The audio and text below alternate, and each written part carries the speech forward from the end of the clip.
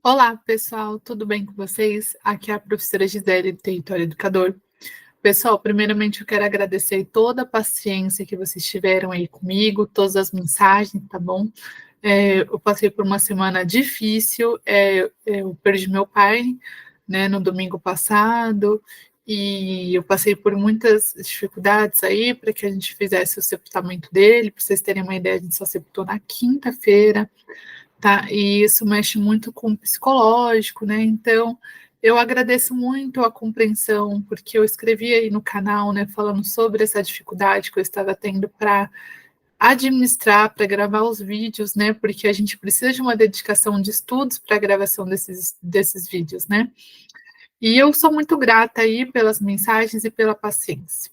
Então, vamos retomar alguns conteúdos que ficaram parados para que vocês possam ter eles por completo, tá bom? Então, bora lá. Hoje nós iremos falar sobre a Constituição Federal de 1988. Já falamos dela na primeira parte. Paramos no artigo 208 e nós iremos continuar do 209 a 214, tá bom, pessoal? É bem tranquilinho, a Constituição Federal é a nossa carta magna. Lembra que a importância de ter uma Constituição, o porquê que ela é tão importante? Ela foi criada, se eu não me engano, 1 ano e meio, 2 anos depois do fim, né, do regime militar, da ditadura militar.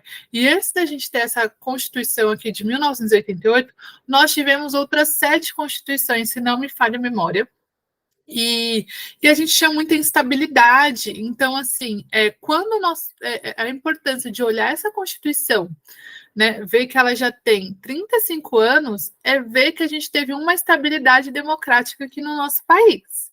E que a partir dessa Constituição, nós temos também hoje outras leis, como o Estatuto do Idoso, o Estatuto da Criança, a LDB, no âmbito, assim, temos também a legislação que rege, por exemplo, a questão trabalhista, da Previdência Social, enfim, é muito interessante a gente ver que hoje a gente tem essa estabilidade democrática, e muitos ainda querem, né, acabar com a Constituição. Enfim, vamos lá, pessoal. Então, aqui no artigo 209, já se inicia falando sobre a iniciativa privada. Bom, todos aqui podem ter uma escola, tá? Não está falando aqui uma restrição, referente a ter. Contudo, nós temos que ter atenção aqui nesses incisos, tá bom? Então, vamos lá. No artigo 209, o ensino é livre, a iniciativa privada, atendida às seguintes condições. Inciso primeiro, cumprimento das normas gerais da educação nacional. Então, eu preciso, pessoal, estar dentro dessas legislações, dessas normativas. Eu não posso fazer uma escola e achar que é oba-oba. Não, não, não, não. Então, eu preciso apreciar, olhar os currículos, preciso estar atentos, por exemplo, às legislações como o LDB, o ECA, que por mais que não seja direcionado inteiramente à educação, tem artigos que falam sobre. Eu preciso estar para das diretrizes curriculares, tanto para a educação infantil quanto para a educação básica. Então, eu preciso ter os olhares atentos às legislações que regem tanto a questão nacional quanto a questão ali do meu estado e município, tá bom? Outra coisa, autorização e avaliação de qualidade pelo poder público. Então, além da gente ter, né, as provas de âmbito geral que tem, né, de nível nacional, às vezes estadual ou municipal, eu também preciso estar atenta ao quê? Eu preciso ter o alvará sobre esse prédio que eu abri. Aliás, é uma escola segura? É uma escola que tem ali todos os parâmetros solicitados dentro de portarias? Se sim, ok. Se não, a gente precisa estar atento, porque vai ter a supervisão, né? Não é porque eu tenho uma escola particular que não vai ter ali um acompanhamento do poder público, não. Então, a supervisora que acompanha a escola pública, ela também vistoria a escola particular, tá bom? Então, bora lá para o artigo 210. Serão fixados conteúdos mínimos para o ensino fundamental, de maneira a assegurar a formação básica comum e respeito aos valores culturais, artísticos, nacionais e regionais. Então, pessoal, nós temos o quê? Fixados conteúdos mínimos. Então, o mínimo o mínimo português, matemática, inglês, ciências, tá? Isso é o mínimo. Lembrando que hoje nós temos quem? A BNCC, a Base Nacional Comum Curricular. Ou é curricular comum? Deu bug aqui na cabeça, viu, pessoal, sobre a ordem final. Mas sabemos o quê? Que ela traz essa formação básica comum. ela assegura lá, ela tem algumas bases curriculares, que aí a gente faz o quê com essa BNCC? Nós trazemos para dentro do nosso contexto educacional. Então, eu, por exemplo, hoje trabalho na educação infantil de Itapecerica da Serra. Então, eu vou olhar essa BNCC e vou trabalhar dentro do contexto das minhas crianças com e para elas, sempre articulando os conhecimentos e suas habilidades, tá bom? Outra coisa, a BNCC também levanta aqui os valores culturais, artísticos, nacionais e regionais, tá bom? Ela fala sobre, por exemplo, a cultura indígena, que está presente em todo o nosso país. A gente, quando tende muito, né, a nós, quando pensamos ali sobre povos indígenas, a gente acha que só estão ali, né, no estado de Amazonas. Não, pessoal, aqui em São Paulo mesmo existem comunidades indígenas, tá bom? Existem alguns povoados aqui, algumas aldeias. Então, é importante a gente tomar posse, né, dessa questão dos valores culturais e artísticos regionais também, tá bom? Então, vamos no primeiro parágrafo aqui. O ensino religioso de matrícula facultativa constituirá a disciplina dos horários normais das escolas públicas de ensino fundamental. Ah, professora Gisele, não existe ensino religioso na minha escola. Tá bom, pessoal? Geralmente, o ensino religioso, ele não é, né? Ele não costuma ser assim dado, né, nas escolas públicas, mas a sua oferta ela é garantida. Se algum pai quiser matricular o seu filho, aliás, quiser que seu filho tenha, né, no caso, essa matéria, vai ser assegurada, inclusive, ele ter, e não somente ele vai ter dentro do horário regular, junto com as outras matérias, tá bom? Então vamos lá, para o parágrafo 2. O ensino fundamental regular será ministrado em língua portuguesa. Ok, a língua que a maioria das pessoas falam aqui no Brasil mesmo. Porém, o que a gente tem aqui? Assegurar das comunidades indígenas também a utilização de sua língua materna e processos próprios de aprendizagens. Sim, pessoal, vamos quebrar essa questão de colonizar todo mundo, tá bom? Hoje a gente fala de descolonizar. Então, vamos valorizar, vamos humanizar as relações. Hoje a gente tem a valorização dos povos indígenas. Então, eu não posso chegar numa comunidade e falar: olha, o que vocês estão fazendo aí, vocês não estão falando a língua portuguesa, está tudo errado. Como é que você usa esse tipo de metodologia para ensinar matemática? Não posso agir dessa forma. A gente sabe que hoje nós falamos de uma pedagogia, né, participativa, né? Novas narrativas de se aprender. Então, eu vou assegurar. Se eu, por exemplo, Gisele, irei trabalhar numa comunidade indígena e lá eles têm a língua materna, como, por exemplo, o tupi, eu irei o quê? Me apropriar dessa língua, tá? Eu irei fazer de tudo para que a minha relação com esse educando seja uma relação boa, que ele possa me compreender, que eu possa assegurar o quê? A sua língua materna, tá bom? Então, bora lá. Artigo 211. A União, os Estados, o Distrito Federal e os municípios organizarão em regime de colaboração seu sistema de ensino. Então, hoje a gente fala de um sistema de ensino que todos são amigos, tá bom, pessoal? Então, vamos supor, são best friends forever, são isso, tá bom? Então, vamos lá. Parágrafo 1º. A União organizará o sistema federal de ensino, ou seja, a gente tem aí as universidades, tá bom? A Universidade Federal do Amazonas, a Universidade Federal do Rio de Janeiro, enfim. E exercerá em matéria educacional função redistributiva e supletiva, de forma a garantir a equalização de oportunidades educacionais e padrão mínimo de qualidade do ensino mediante assistência técnica e financeira aos estados, ao Distrito Federal e aos municípios. Então, vamos entender um pouquinho, pessoal. Você pode ver que a União, ela é a que mais tem ali atributos, né? É onde ela tem mais atribuições, porque a gente trata de uma questão federal, tá bom? Então, vamos lá. Parágrafo 2º. Os municípios atuarão prioritariamente no ensino fundamental e na educação infantil. Os estados e o Distrito Federal atuarão prioritariamente no ensino fundamental e médio. Pessoal, para ficar bem assim, como que eu posso dizer, didático, eu fiz aqui uma artezinha, tá bom?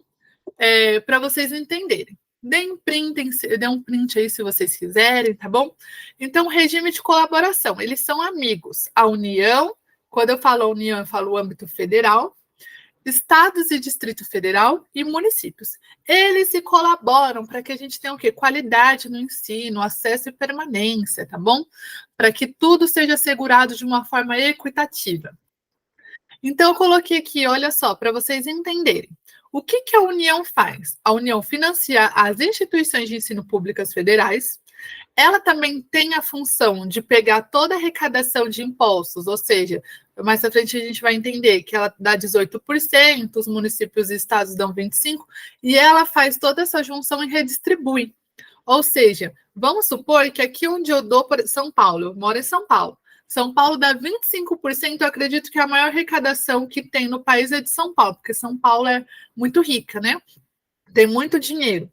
Então, ela dá 25%, certo? Vamos supor, pegar a cidade vizinha que eu trabalho, Itapecerica da Serra, dá 25%. Eu estou falando de São Paulo, uma cidade gigantesca que dá 25% de arrecadação. Eu falo de Itapecerica, uma cidade ali que, se eu não me engano, não tem ainda 100 mil habitantes. Vai ser o mesmo valor de arrecadação? Não, né? Então, quando eu jogo esse valor para a União me devolve de forma redistributiva e supletiva. Ela vai dar mais para quem precisa de mais. Não é porque São Paulo deu mais que ela vai ganhar mais. São Paulo vai receber o que precisa, certo? Porque eu estou falando de quê? Aqui ele fala, ó, cadê? Equalização de oportunidades educacionais. Então, eu vou trabalhar com a equidade nesse momento. Se eu quero igualdade de qualidade, eu preciso equalizar essa redistribuição, tá bom? Então, vamos lá. Desculpa, pessoal. Função redistributiva e supletiva, forma a garantir a equidade e qualidade. Perdão, pessoal, aqui eu acabei trocando um pouquinho as letras, tá bom? Vou arrumar. Estados ao Distrito Federal e os municípios. Então, ela vai estar atuando dessa forma. Ai, pessoal, ficou feio aqui, né? Que ficou um pouco sem sentido.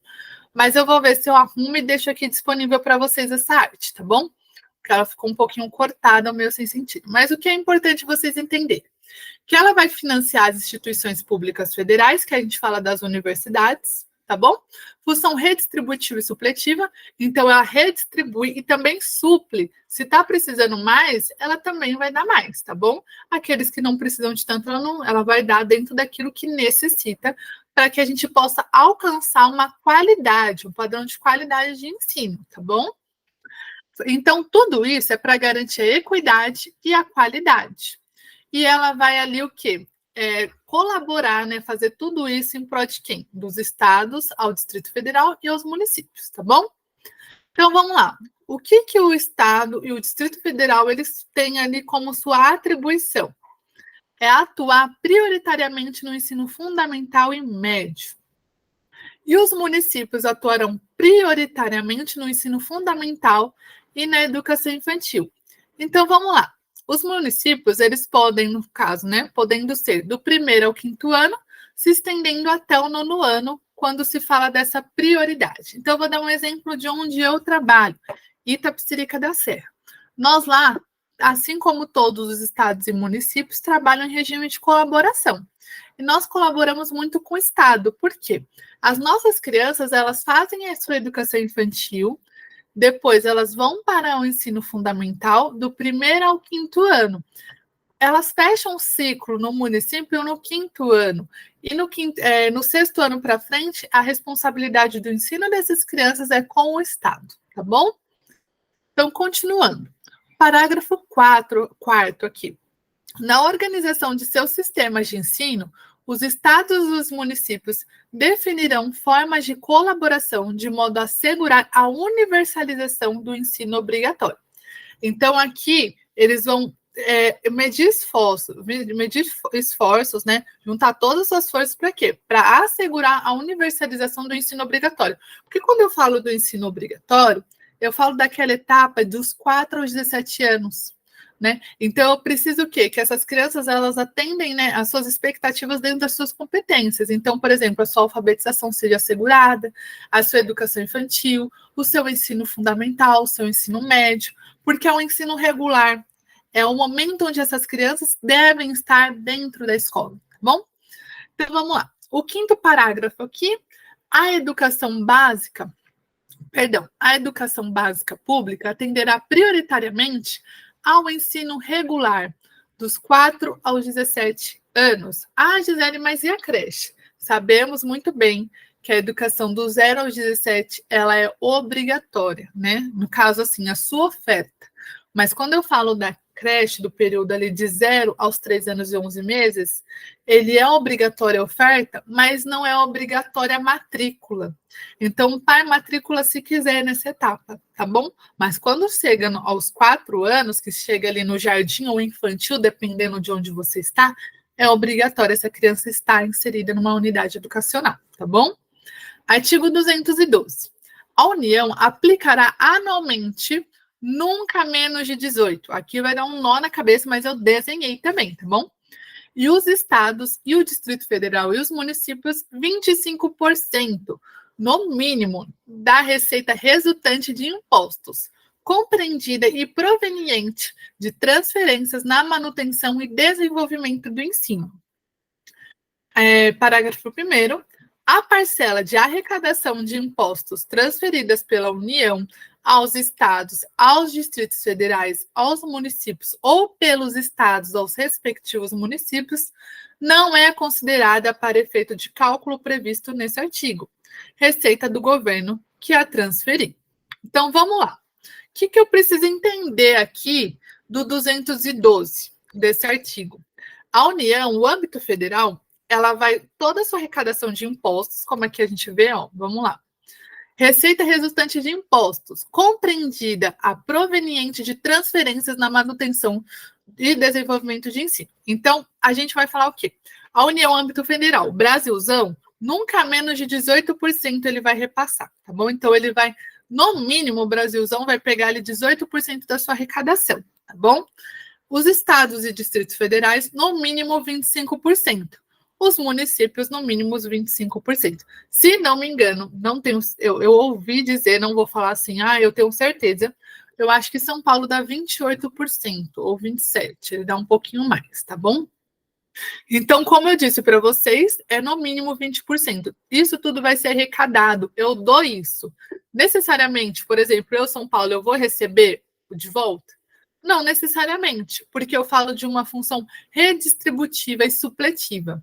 Se São Paulo ela está ali dentro do que é esperado para os padrões de qualidade, os padrões mínimos, né, está tendo essa qualidade, está sendo suprida as questões prediais, de estrutura, eu não preciso repassar tanto. Às vezes, por exemplo, eu tenho uma cidade onde o caso está muito mais grave, então eu preciso medir meus esforços para aquele lugar. Lembra que a equalização para que a gente tenha qualidade. Para efeito do cumprimento do disposto do caput deste artigo, lembra o que é caput, pessoal? O caput é isso aqui, ó. Ele refere-se ao artigo novamente, tá bom? Quando ele fala caput. Então, para efeitos do cumprimento do caput deste artigo, do artigo 212, serão considerados os sistemas de ensino federal, estadual e municipal, e os recursos aplicados na forma do artigo 213. Ah, pessoal, sabe que eu lembrei uma coisa aqui interessante? Voltando aqui. Os estados e o Distrito Federal atuarão prioritariamente no ensino fundamental e médio. Prioritariamente. Está falando que não pode ter, por exemplo, faculdade? Não. Tá? A gente tem hoje vários estados que têm faculdades estaduais. Por exemplo, aqui em São Paulo a gente tem a USP. Tá, pessoal? Então, a prioridade é o ensino que é um ensino dentro do fundamental e médio, mas pode expandir também para o superior, tá bom? Voltando aqui para o parágrafo 3º. A distribuição dos recursos públicos assegurará prioridade ao atendimento das necessidades do ensino obrigatório, nos termos do Plano Nacional de Educação. Então, já sabemos o quê? Toda essa arrecadação ela tem a prioridade para o ensino obrigatório. Eu preciso da alfabetização, pessoal. Precisamos que essas crianças saibam ler. Precisamos do pleno desenvolvimento desse educando. Tá bom? Então, vamos lá. Quarto parágrafo, os programas suplementares de alimentação e assistência à saúde, previstos no artigo 208, no inciso 7º, serão financiados com recurso proveniente de contribuições sociais e outros recursos orçamentários. São outros programas, tá bom? Quando ele está falando desse dinheiro que vai ser recolhido, eles serão relacionados à questão educacional, quando diz na questão de ensino e aprendizagem. Os outros recursos vão vir de outros programas, tá bom? Programa de alimentação escolar, essas coisas vêm de outros, tá? Parágrafo 5º. A educação básica pública terá como fonte adicional de financiamento a contribuição social do salário educação, recolhida pelas empresas na forma de lei. Nossa, Gisele, mas eu nunca vi esse salário educação. Vocês não vê mesmo porque eu acho que isso aí fica parado ali no RH. Mas todo mundo que trabalha ali dentro da Previdência Social tem uma alíquota que se sai, eu acho que é de 2,5%. Não tenho certeza. Estou com muitas incertezas hoje, né, pessoal? Mas, se eu não me engano, tenho... para aumentar a certeza, 95% de certeza que é 2,5%. Mas isso não importa também tanto aqui. Geralmente não cai em concursos a alíquota, tá bom? As cotas estaduais e municipais da arrecadação da contribuição social do salário educação serão distribuídas proporcionalmente ao número de alunos matriculados na educação básica, nas respectivas redes públicas de ensino. Então, pessoal, essa alíquota que é retirada, né? Esse valor dentro da folha que a gente nem vê, pelo menos quando eu era CLT, eu não via na minha folha essa informação. Ela não passa diretamente para a gente, mas ela é recolhida, tá bom? E o foco dela, como fala aqui, é o quê? É porque seja distribuída proporcionalmente aos números de alunos matriculados na educação básica, nas respectivas redes públicas de ensino. Então, esse valor ele também não é repassado diretamente para o seu filho, claro, né? Mas ele é repassado dentro de programas, tá bom? Artigo 213. Os recursos públicos serão destinados às escolas públicas, podendo ser dirigidos às escolas comunitárias, confessionais ou filantrópicas, definidas pela lei, que comprovem finalidade não lucrativa e aplique seus excedentes financeiros em educação, assegurem a destinação de seu patrimônio a outra escola comunitária, filantrópica ou confessional, ou ao poder público no caso de encerramento de suas atividades. Então, vamos lá. Como eu tenho como, por exemplo, aqui, o SEI Parceiro.